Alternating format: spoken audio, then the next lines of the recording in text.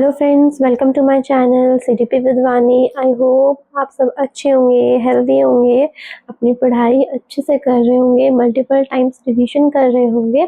ठीक है, सो आज का वीडियो शुरू करने से पहले हम पिछली क्लास का जो भी हमने सोशलाइजेशन की थ्योरी पढ़ी उसका थोड़ा सा डिस्कशन कर लेते हैं कि हमने पिछली क्लास में कौन सी थ्योरी पढ़ी। पिछली 2 क्लासेस में हमने जो थ्योरी पढ़ी उसमें एक थ्योरी तो थी हमारी किसकी, जो कि इकोलॉजिकल मॉडल थ्योरी थी, और जो दूसरी थ्योरी हमने पढ़ी वो थी लुकिंग ग्लास सेल्फ थ्योरी। ठीक है, जो कि चार्ल्स हॉटन कूले ने हमें दी, यानी कि CH कूले ने हमें दी। और जो हमारी जो इकोलॉजिकल मॉडल थ्योरी की जो हमारी सोशलाइजेशन की थ्योरी थी वो हमें यूरी ब्रॉनफेन-ब्रेनर ने हमें ये थ्योरी दी। ठीक है, तो जो हमारी कल की थ्योरी थी जिसमें कि हमने पढ़ा लुकिंग ग्लास सेल्फ थ्योरी के बारे में, ठीक है, जो कि हमें CH कूले ने हमें ये थ्योरी दी। इसमें हमने पढ़ा कि हम अपनी आइडेंटिटी की, कोई भी इंडिविजुअल अपनी आइडेंटिटी कैसे गेन करता है, अपनी आइडेंटिटी को कैसे निकालता है। तो एक जो इंडिविजुअल है वो दूसरों के रेफरेंस, दूसरों के पर्सपेक्टिव, दूसरों के आइडियाज़ का रेफरेंस लेकर उन रेफरेंसेस को किस तरीके से वो अपने ऊपर इंटरप्रेट करता है, यानी कि किस तरीके से वो अपने आप को उन थॉट्स आइडियाज़ में देखता है, वही उसी तरीके की उसकी आइडेंटिटी फॉर्म हो जाती है। ये चीज़ हमने पिछली क्लास में इस पे बेस्ड थ्योरी पढ़ी। ठीक है, सो जो आज की क्लास है हमारी उसमें हम सोशलाइजेशन की लास्ट थ्योरी जो है थर्ड थ्योरी वो हम डिस्कस करने वाले हैं, जो है थ्योरी ऑफ सोशलाइजेशन, जो है हमारी आई एंड मी थ्योरी। ठीक है, कौन सी? आई एंड मी थ्योरी, जो कि किसने दी है? जो दी है जॉर्ज हर्बर्ट मीड ने हमें ये थ्योरी दिया, आई एंड मी की थ्योरी। अब ये आई एंड मी की थ्योरी हमें क्या कहती है, हमें क्या बताना चाहती है, इस बारे में हम इस थ्योरी में डिस्कस करेंगे। और ये सोशलाइजेशन की लास्ट थ्योरी यानी कि थर्ड थ्योरी होगी। ठीक है, तो इसको समझना शुरू करते हैं। यहाँ पे हमें 2 टर्म्स देखने को मिलती है। कौन सी?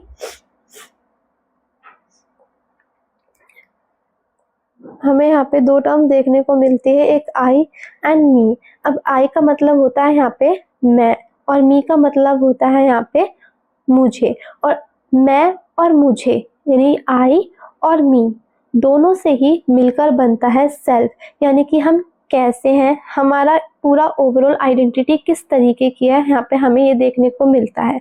इसीलिए यहाँ पे मैं और मुझे यानी कि आई और मी से मिलकर यहाँ पे सेल्फ बनता है।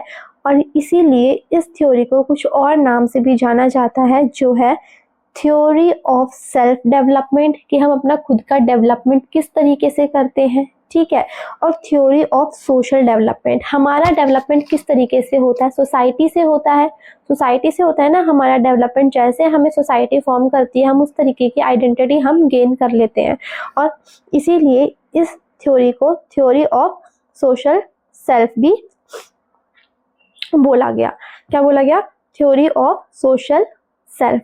ज़्यादातर इस थ्योरी को आई एंड मी थ्योरी के नाम से ही जाना जाता है, पर कई बार ये क्वेश्चन भी पूछ लिया जाता है थ्योरी ऑफ सेल्फ डेवलपमेंट या थ्योरी ऑफ सोशल सेल्फ, इस थ्योरी को बोला जाता है। ठीक है, अब हम आगे चलते हैं। ये थ्योरी हमें कहती क्या है, क्या बताना चाहती है, इसके बारे में हम पढ़ लेते हैं।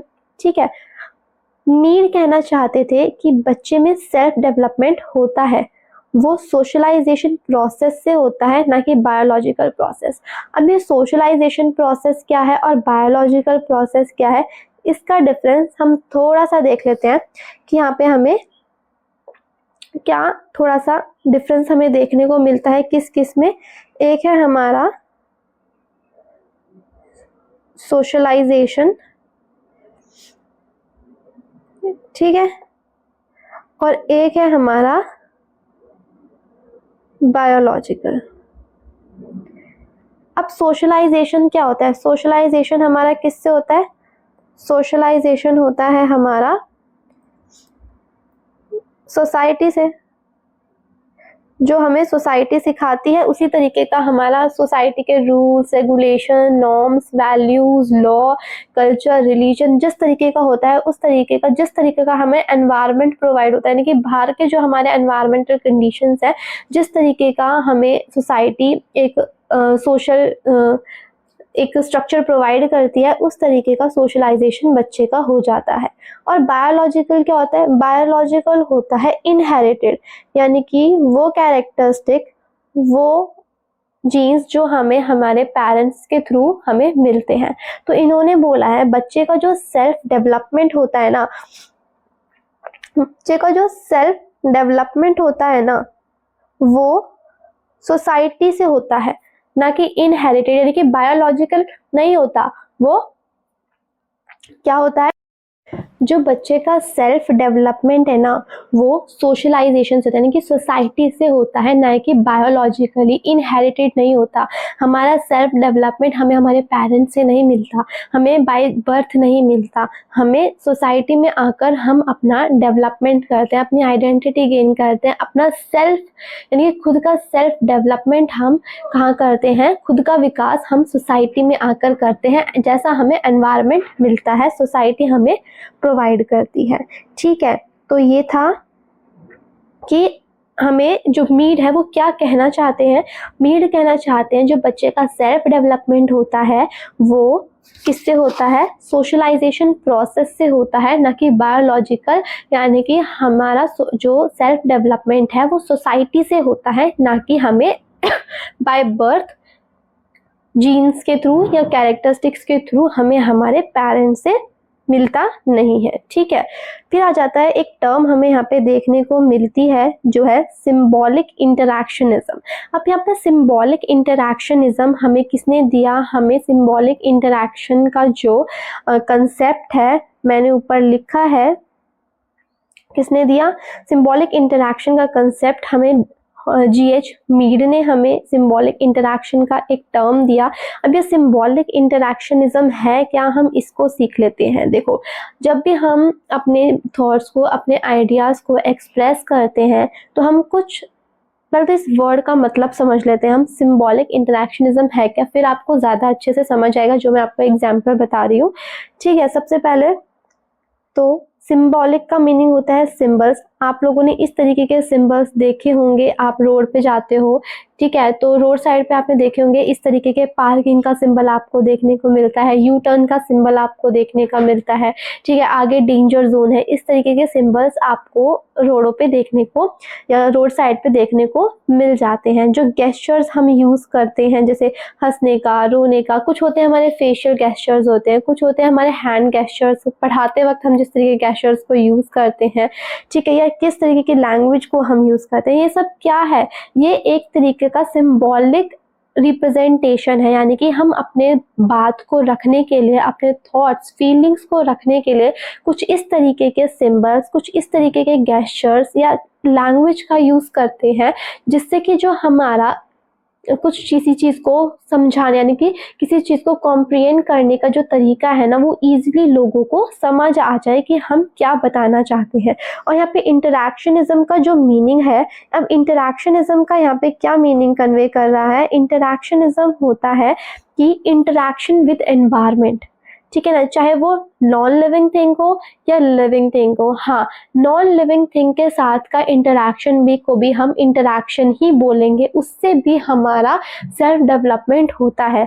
जैसे अब फ़ोन से आप यूज़ कर रहे हो तो फ़ोन क्या है? तो नॉन लिविंग थिंग ही ना, बट हम यहाँ पर भी तो एक तरीके का ऑनलाइन एजुकेशन के थ्रू इंटरैक्शन ही तो कर रहे हैं, और इस इंटरैक्शन से ही आपका क्या हो रहा है? डेवलपमेंट हो रहा है, आपको नॉलेज गेन हो रही है, ठीक है, और इस नॉलेज को आप अपनी ओवरऑल लाइफ में क्या कर रहे हैं? ओवरऑल लाइफ में यूज़ कर रहे हैं ना। तो चाहे वो लिविंग थिंग के साथ इंटरैक्शन हो आपका या नॉन लिविंग थिंग के साथ आपका इंटरैक्शन हो, तो यही कहता है सिंबॉलिक इंटरैक्शनिज्म। हम कह सकते हैं कि G.H. Mead father of symbolic representation, G.H. Mead को फादर ऑफ सिंबॉलिक रिप्रेजेंटेशन दिया है, क्योंकि ये सिंबॉलिक रिप्रेजेंटेशन के जनक हैं। इन्होंने ही ये टर्म दी है सिंबॉलिक इंटरैक्शनिज्म की। तो सिंबॉलिक इंटरैक्शनिज्म हमें क्या कहना चाहता है कि हम अपने बातों को कन्वे करें, हम अपने जो बातों को किस तरीके से सिंबल्स के थ्रू कन्वे करते हैं, गेस्चर्स के थ्रू, लैंग्वेज के थ्रू, तो यही है सिंबॉलिक इंटरैक्शनिज्म, यानी कि सिंबल्स या गेस्चर्स के थ्रू अपने थॉट्स, आइडियाज या लोगों के साथ इंटरैक्ट करना। ठीक है, लोगों के साथ अंतरक्रिया सिंबल्स के थ्रू या गेस्चर्स के थ्रू करना। ठीक है, तो ये थी आपकी एक ये टर्म सिंबॉलिक इंटरैक्शनिज्म जो G.H. मीर ने हमें दी। इसके बारे में पढ़ा। G.H. मीर को फादर ऑफ सिंबॉलिक इंटरैक्शनिज्म बोला गया है। ये आपका काफ़ी इंपॉर्टेंट है, इसको मैं स्टार कर देती हूँ, इसको याद रखना, ये डायरेक्ट क्वेश्चन पूछा जाता है एग्जाम में। ठीक है, फिर आ जाते हैं कि जो G.H. मीर है ना, उन्होंने जो सेल्फ डेवलपमेंट का कंसेप्ट दिया है, यानी कि आई एंड मी का जो कंसेप्ट दिया है ना, उसको 3 पार्ट्स में डिवाइड किया कि जो बच्चे का जो सेल्फ डेवलपमेंट है ना, जब बच्चा अपना डेवलपमेंट कर रहा होता है तो उसको 3 स्टेजेस में बांटा गया कि इस स्टेज में बच्चा इस तरीके से अपना डेवलपमेंट कर रहा होता है, जिसमें हमें सबसे फर्स्ट स्टेज देखने को मिलती है प्रिपरेटरी स्टेज, जो कि 0 से बर्थ से लेके बच्चा सेल्फ डेवलपमेंट कब करता है, जब बच्चा सोसाइटी में आ जाता है, एनवायरनमेंट में आ जाता है, तो इसीलिए यहाँ पे बर्थ से बात हो रही है, यानी कि जब बेबी एनवायरनमेंट में आया है, सोसाइटी में आया है। दूसरी स्टेज है हमारी प्ले स्टेज, हमें देखने को मिलती है जो 2 से 6 साल तक। ठीक है, गेम स्टेज हमें देखने को मिलती है 6 से जो अप और 6 से जो ऊपर के जो टाइम पीरियड है उसमें हमें देखने को मिलती है गेम स्टेज। तो यहाँ पे 3 स्टेज हमें देखने को मिलती है, प्रिपरेटरी स्टेज, प्ले स्टेज और गेम स्टेज। अब इन स्टेजेस को हम धीरे धीरे कर डिस्कशन इनका कर लेते हैं। ठीक है, सबसे पहले आ जाती है हमारी प्रिपरेटरी स्टेज। अब प्रिपरेटरी स्टेज हमें क्या कह रही है ये देख लेते हैं। ठीक है, तो दिस स्टेज, ये जो स्टेज है हमारी, एक सेकेंड, हाँ, this stage lasts from birth until the child is about 2 or 3 years old, यानी कि जब बच्चा जन्म लेता है, जब बच्चे का बर्थ होता है, तब से लेके 2 या 3 वर्ष के आयु के बीच में जो ये टाइम पीरियड होता है, ये प्रिपरेटरी स्टेज का टाइम पीरियड होता है। बच्चा अपने सेल्फ डेवलपमेंट के लिए अपने आप को प्रिपेयर यहाँ से करना शुरू कर देता है। ठीक है, children copy and imitate the behavior of the others around them, यानी कि जो बच्चा है दूसरे के बिहेवियर, यानी कि जो उसके आसपास, इस टाइम क्या होता है बच्चा घर पे ही रहता है, इस टाइम बच्चा इतना बाहर तो निकलता नहीं है घर से। ठीक है, क्योंकि छोटा होता है। ठीक है, तो इस टाइम पे जो बच्चा है वो बिहेवियर को इमिटेट करना, यानी कि नकल करना, इस टाइम पे बच्चा शुरू कर देता है अपने पेरेंट्स की, अपने सिबलिंग्स की, जो उससे बड़े होते हैं। ठीक है, उनकी नकल करना शुरू कर देता है। देखा होगा ना, हम कहते हैं ना कि बच्चे नकलची बंदर होते हैं। क्यों? इस टाइम पे जो बच्चा, जो बर्थ से लेके बच्चे का 2 से 3 साल तक का जो टाइम पीरियड होता है, वो उसमें बच्चा चीज़ों को इमिटेट करना शुरू कर देता है। हमने अर्ली चाइल्डहुड पढ़ा था ना, ठीक है ना, तो उसमें भी हमने पढ़ा था कि बच्चा इमिटेशन शुरू कर देता है, पढ़ा था। तो वही है ये कि जो चिल्ड्रन इस टाइम पे क्या करता है, अपने पेरेंट्स के बिहेवियर को इमिटेट करना शुरू कर देता है, उनकी नकल करना शुरू कर देता है। जिस तरीके से पापा बोलते हैं उस तरीके से बोलना शुरू कर देगा। इस टाइम पे जो बच्चे होते हैं वो कार्टून्स बहुत देखते हैं, जो कार्टून्स में जो लैंग्वेज है, जिस तरीके के गेस्चर, इस टाइम बच्चा बोल तो पाता नहीं है, तो वो गेस्चर्स के थ्रू चीज़ों को इमिटेट करना, अपने सेंसेस के थ्रू चीज़ों को इमिटेट करना, बोलता तो वो नहीं है, बट जैसे उसकी मदर करेगी, जैसे उसके फादर करेंगे, वो उन चीज़ों को जल्दी से जल्दी ग्रास्प करता है और उन्हीं चीज़ों को इमिटेट करना शुरू कर देता है। उसे ये नहीं पता होता कि वो क्या गलत कर रहा है, क्या सही कर रहा है। ठीक है, उसको नॉलेज नहीं होती, बट फिर भी वो इन चीज़ों को क्या करता है, उन चीज़ों को इमिटेट करता है। ठीक है, child mimic the words and the gestures of others. इस टाइम पे वो इतना बोल तो नहीं पाता है, बट वो बोलना शुरू तो कर देता है। ठीक है ना, कुछ वर्ड्स वो बोलना शुरू कर देता है, और गेस्चर्स के थ्रू अगर पापा गुस्सा करेंगे तो वो भी उसी तरीके का मुंह बनाएगा। ठीक है, या हम इस तरीके के बोलते हैं हो, इस तरीके से हम बोलते हैं, तो बच्चा भी इसी तरीके से इमिटेट करेगा और चीज़ों को बोलना शुरू कर देगा। ठीक है, तो ये था प्रिपरेटरी स्टेज, तो बर्थ से 2 साल तक का टाइम पीरियड था हमारा। ठीक है, इसमें क्या होता है, बच्चा बिहेवियर को इमिटेट करना शुरू कर देता है। जिस तरीके से उसके पेरेंट्स उसके सामने करते हैं, वो कुछ न उस टाइम नहीं तो कुछ टाइम बाद वो उन चीज़ों को इमिटेट ज़रूर करता है। ठीक है, गेस्चर्स के थ्रू, कुछ वर्ड्स के थ्रू जो उसको बोलने आते हैं उसके थ्रू। ठीक है, फिर आता है हमारा प्ले स्टेज। जो नेक्स्ट स्टेज है हमारी प्ले स्टेज, जो 2 से 6 साल, यानी कि जो 2 से 6 साल का टाइम पीरियड कौन सा होता है, हमारा अर्ली चाइल्डहुड का टाइम पीरियड होता है 2 से 6 साल। ठीक है, अब वो इसमें क्या कर रहा है, he play stage the play stage begins around ago 2 years, 3 years and continue until children are about 6 years old। यानी कि देखो ये जो स्टेज है हमारी कौन सी, प्ले स्टेज, ये 2 से 3 साल से शुरू होती है और 6 साल तक हमारा प्ले स्टेज चलता है।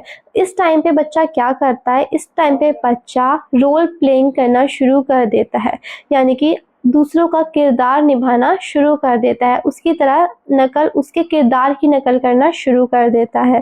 ठीक है, यानी कि जो उसके लाइफ के इम्पोर्टेंट पीपल्स हैं, इम्पोर्टेंट पीपल हैं या इम्पोर्टेंट लोग जो हैं उसकी लाइफ के, उनकी नकल करना, उनके रोल का करना शुरू कर देता है। जैसे देखा होगा आपने, जो बच्चे होते हैं वो कई बार क्या करते हैं, टीचर खेलते हैं तो वो टीचर का रोल निभाना शुरू कर देते हैं। डॉक्टर खेलते हैं तो डॉक्टर का यहाँ पे रोल निभाते हैं। अगर वो किसी कोई होम काम कर वो खेलते हैं, एक मम्मी बनता है, एक पापा बनता है। इस तरीके से बच्चा यहाँ पे रोल प्लेइंग शुरू कर देता है और इसी रोल प्लेइंग में वो अपना सेल्फ डेवलपमेंट करता है।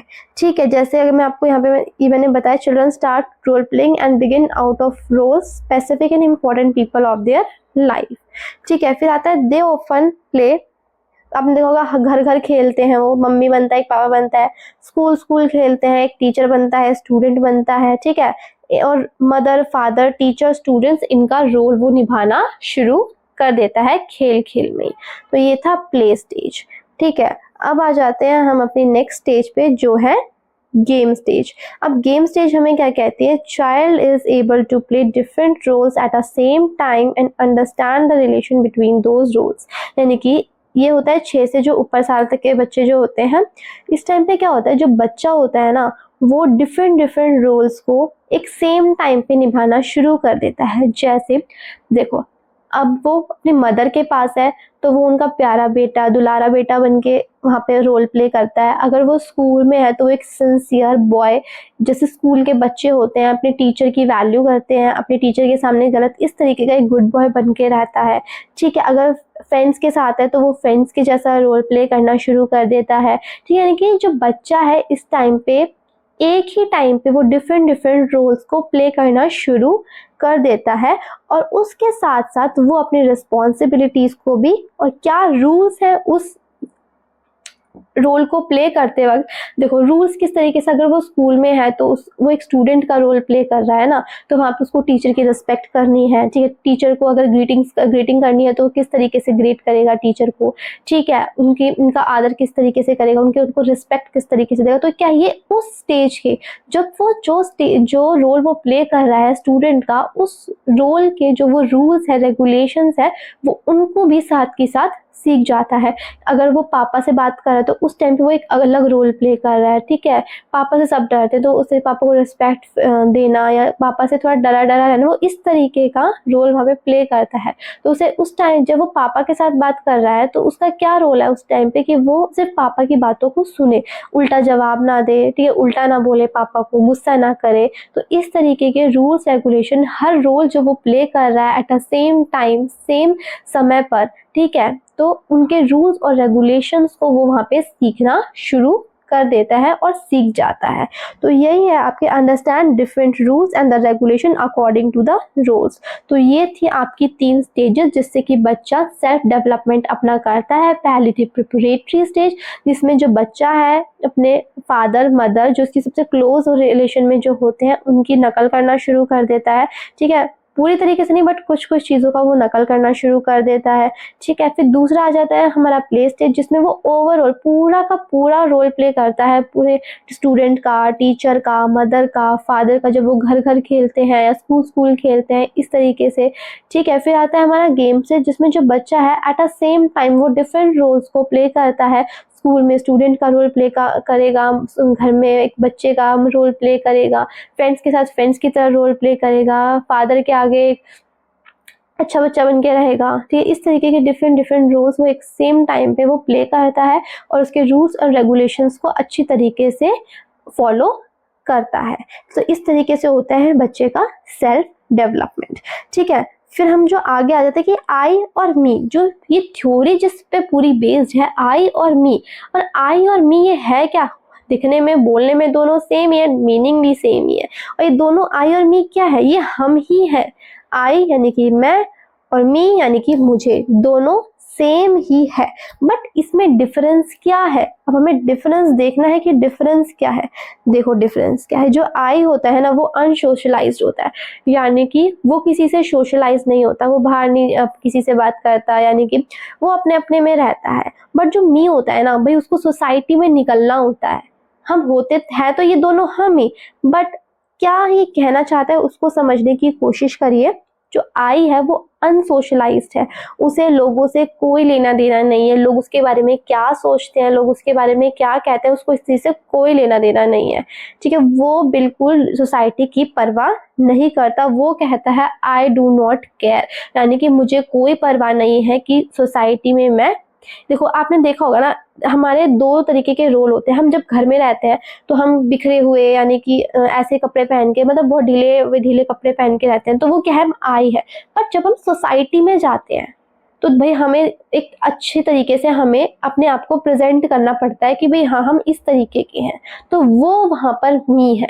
यानी कि जो आई है उसे सोसाइटी से कोई लेना देना नहीं होता, बट जो मी होता है ना वो सोसाइटी पे बेस्ड होता है। सोसाइटी मी को फॉर्म करती है कि सोसाइटी मी के बारे में क्या सोचती है। तो इसीलिए जो मी है वो सोशलाइज है भाई, उसको सोसाइटी के बारे में सोचना पड़ता है कि अगर वो ऐसे ढीले कपड़े पहन के या इस तरीके से बहुत ज़्यादा बिखरे बिखरे बालों में बाहर जाएगा तो सोसाइटी उसके बारे में क्या कहेगी।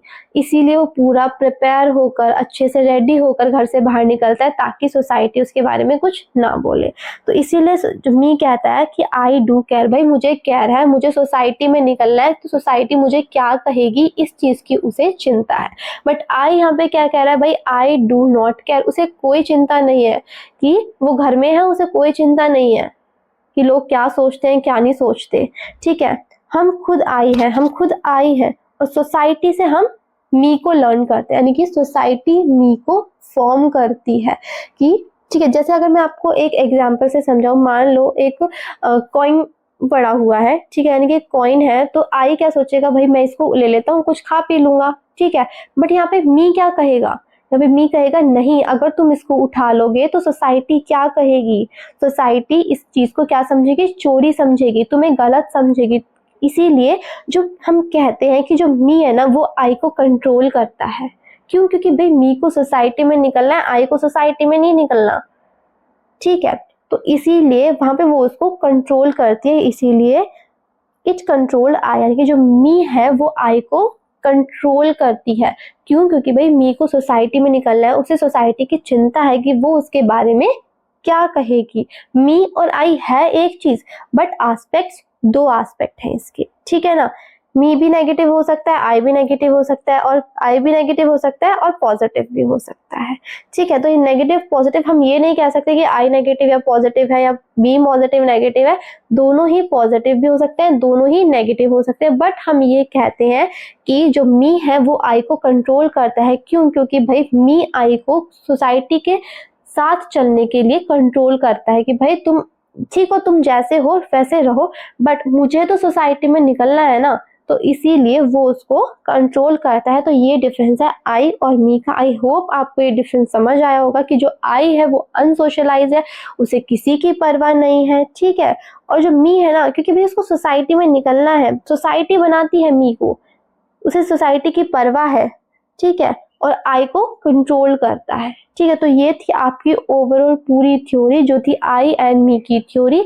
आई और मी से ही मिलके जो है हमारा क्या बनता है? सेल्फ बनता है, सेल्फ डेवलपमेंट होता है। आई अनसोशलाइज है, उसे सोसाइटी से कोई फर्क नहीं पड़ता। मी को पड़ता है, क्यों? क्योंकि भाई मी को सोसाइटी में निकलना होता है, उसे उसकी परवाह होती है कि भाई सोसाइटी उसके बारे में क्या कहेगी। अगर वो ही गलत चीज करता है तो सोसाइटी उसको एक्सेप्ट नहीं करेगी। तो यही है आई और मी का डिफरेंस।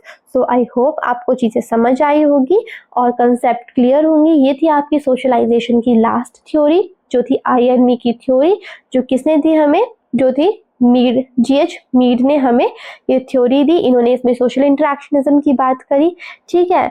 और इन्होंने कहा बच्चे का सेल्फ डेवलपमेंट सोशलाइजेशन प्रोसेस से होता है, ना कि बायोलॉजिकल से, ठीक है। आई और मी में क्या डिफरेंस था, इसमें हमने इस चीज को पर समझा। सेल्फ डेवलपमेंट की 3 स्टेजेस हमने समझी, इसमें प्रिपरेटरी स्टेज, प्ले स्टेज और गेम स्टेज हमने देखा, ठीक है। तो ये था आपकी ओवरऑल थ्योरी, ठीक है। अगर वीडियो पसंद आया हो तो please like, subscribe and share. Thank you.